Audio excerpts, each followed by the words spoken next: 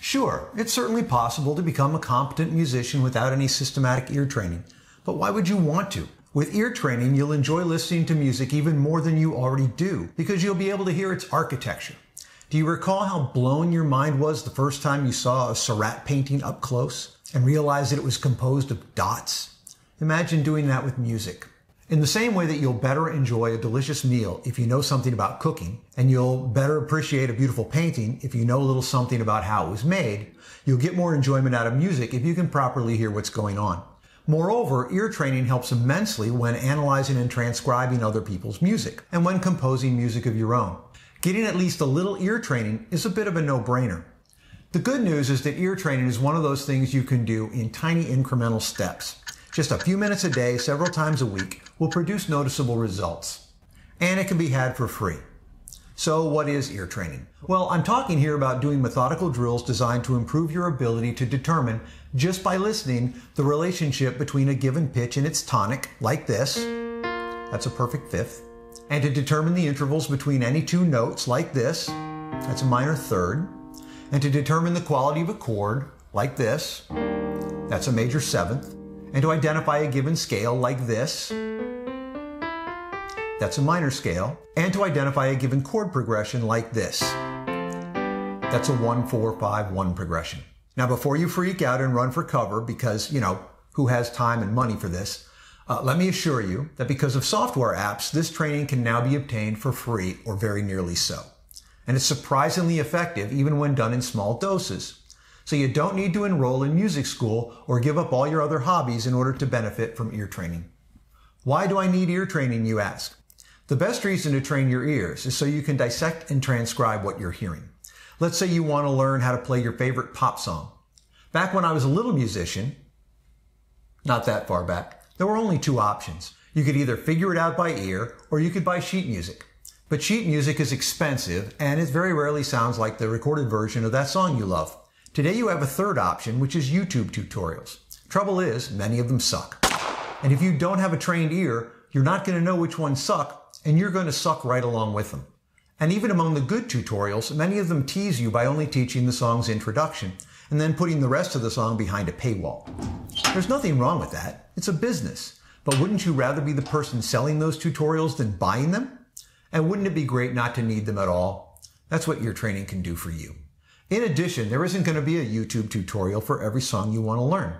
Back in 2014, I fell in love with a song called Knock Knock by Brunettes Shoot Blondes.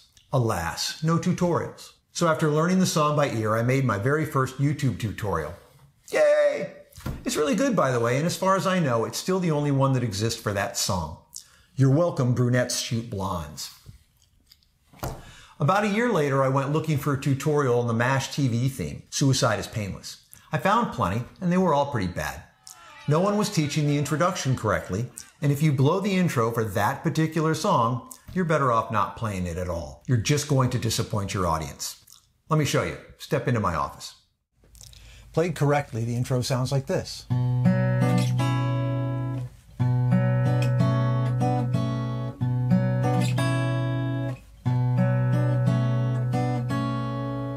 But a whole lot of YouTubers were playing it like this.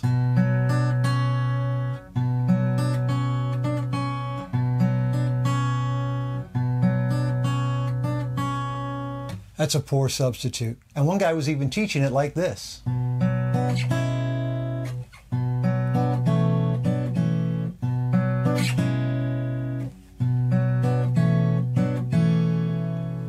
Something else I saw quite a lot of was missing the fact that the first chord is a D minor 7 and mistaking it for an F. They're in the same family, they're related.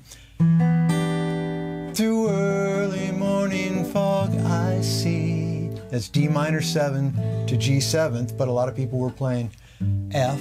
Through early morning fog I see, to G without the 7.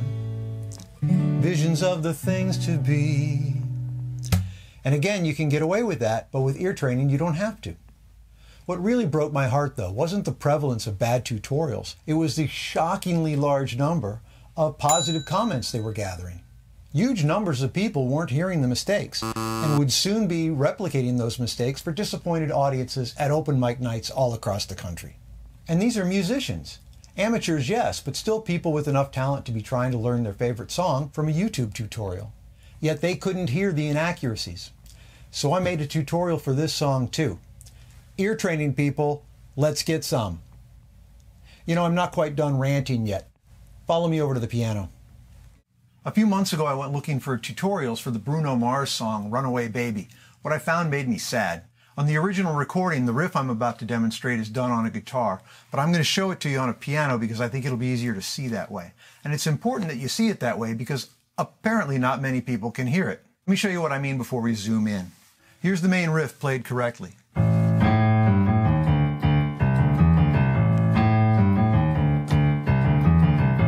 Pretty awesome, huh? Well, looky here, oh, what do we have? Another pretty thing ready for me to grab. Little does she know that I'm a wolf and she's holding it at the end of the night. It is her I'll be holding. Ow! Sorry. Pretty sketchy lyrics in the Me Too era, but that's a topic for another video. FYI, the original recording is in the key of E minor, but I transposed it down to A minor because I'm not Bruno Mars, and A minor is where I can sing it. Anyway, listen closely. Here's the main riff again. I'm going to remove the grace note so you can clearly hear it.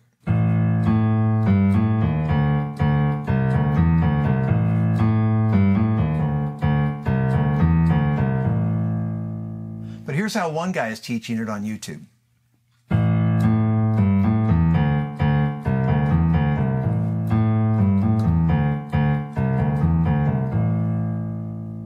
And here's how another guy is playing it in a cover version.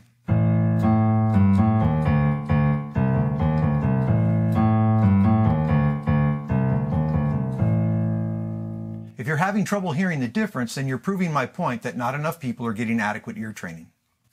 Come here, look over my shoulder. When played correctly, the E, which is the fifth note of the A minor scale,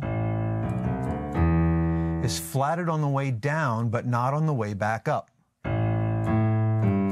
Flat, natural, flat, natural. And that's the thing that makes this riff so very, very funky. But many of the tutorials on YouTube and a good chunk of the covers don't flat the fifth at all. They play it like this.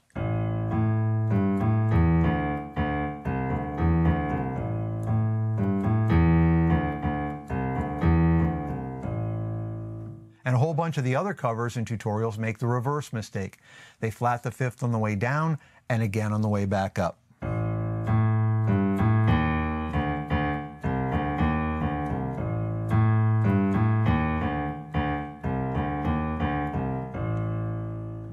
These mistakes with Runaway Baby are common for the same reason that most people often make mistakes when they're drawing. What you know about something, or what you think you know about something, can often override the evidence of your own senses. For example, ask a bunch of random adults to draw a forest, and they'll color the whole thing one shade of green. Well, when you're a kid, you learn that leaves are green, grass is green, broccoli is green, Kermit is green, boogers are green, and so forth. If you never take an art class, you could easily make it all the way to adulthood without realizing that when you look at a tree canopy, you're not seeing green. You're seeing greens. If you have an untrained eye, your mental image from childhood can actually override the forest that's right in front of your face. Trained painters look at the ocean and see it for all its complexities, whereas non-painters give it a casual glance and write it off as blue. It's not blue.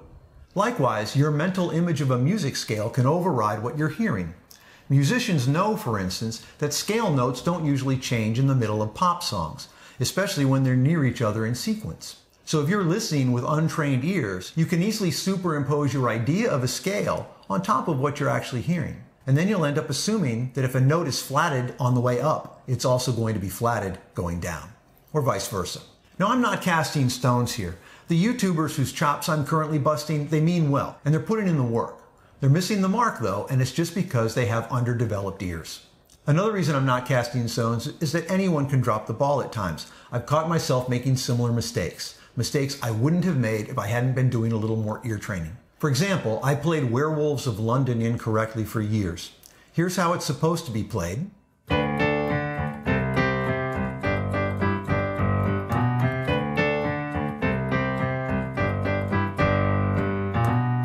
That's the correct note, but for years I was jumping up to that D. So instead of playing this,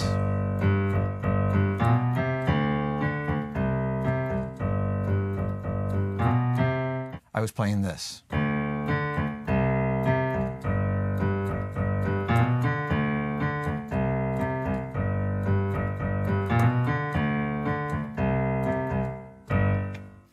If you find yourself shrugging right now, thinking, what's the big deal over one note? Then step forward. Come on, right now, step forward. Place your musician card right here on the piano. Then slink away in shame and never darken my door again. As long as I'm in confession mode here, let me point out that Billy Joel's Piano Man is another song that I played incorrectly for years. And this is a mistake that's so common, Billy Joel himself has complained that he hears it all the time when people cover the song. The bass line of the song just goes right down a C major scale, and it should sound like this.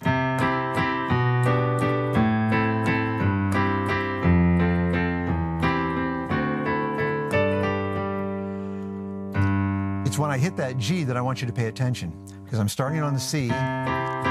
Here we have what's called a slash chord. This is a G with a B in the bass. Most people get that right. Then we have an A minor, and then we have a C with a G in the bass. Many, many people play that as a G chord. And this makes perfect sense, because well over 90% of the time in pop songs, the note you hear in the bass is the root note of the chord. And so when people hear that G, which is very prominent, they'll assume a G chord, and when you play it, it doesn't sound too bad. It's 9 o'clock on a Saturday. The regular crowd shuffles in. You can get away with that. It's wrong, but untrained ears aren't going to catch it. But it's really a C with a G in the bass. 9 o'clock on a Saturday. The regular crowd shuffles in. It's a subtle difference to most people certainly without trained ears. It drives Billy Joel crazy, so let's stop doing that now. By the way, if you ever want to improvise, you have to get to the point where you can mindlessly play chord progressions and melody lines as you're imagining them. This is often referred to as body mapping, and it means feeling as if your instrument is an extension of your body. Even if you've never felt this with your instrument before, you've almost certainly felt it with your car or your video game controller. You've reached the point of familiarity where you've stopped thinking about which buttons and pedals to press in the same way that you don't need to think through all the steps of telling your finger how to pick your nose. It has become automated. That automation is the dream of musicians, and a big part of getting there is ear training. A trained ear is kind of a superpower. When you're done here, watch this video by Amy Nolte. I'll put the link in the description. If your ear isn't as developed as Amy's is, what she's doing will look like magic. But it's not magic. It's a totally attainable goal. So is composing music in your head and being able to write it down on paper without an instrument in hand. Trumpets in D. Tonic and dominant, first and third beats. It goes with the harmony.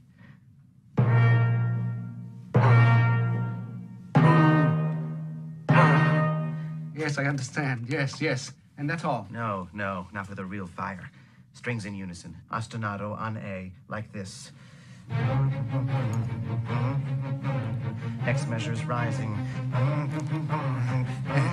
You have Yes, it? yes, Show I think me. so.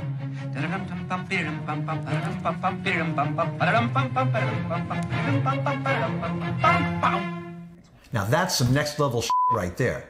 But it's a skill like any other skill. Put in the time, put in deliberate practice, and it can be yours.